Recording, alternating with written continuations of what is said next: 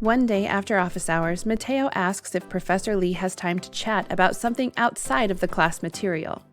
Mateo explains that he works at a cafe near campus, and his previous manager was fine with Mateo having a small notepad that he could carry around in his pocket, so that he could write down tasks or lists to help him remember and stay focused.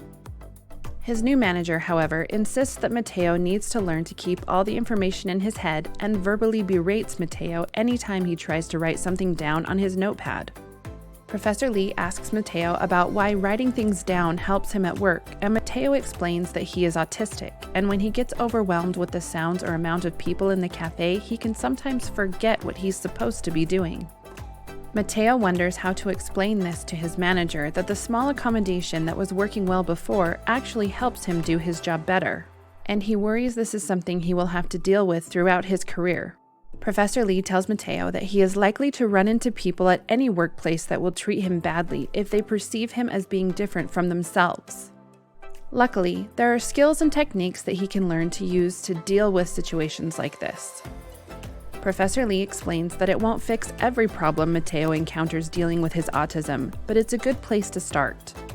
He also reminds Mateo that he can have this conversation with his manager without mentioning his autism at all, but it is up to him if he wants to disclose that.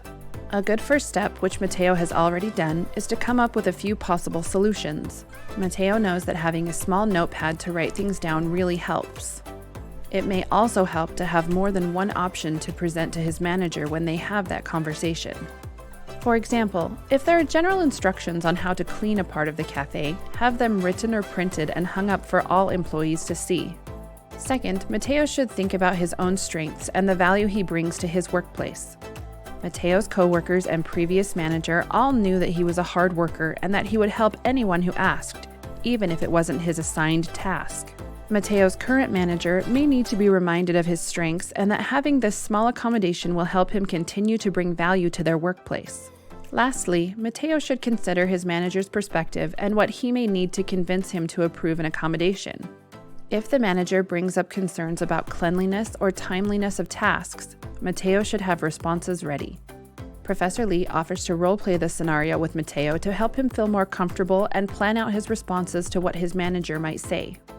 They practice the conversation, and even though Mateo still feels anxious, he acknowledges that having practiced and prepared responses does make him feel more confident in advocating for himself with his new manager.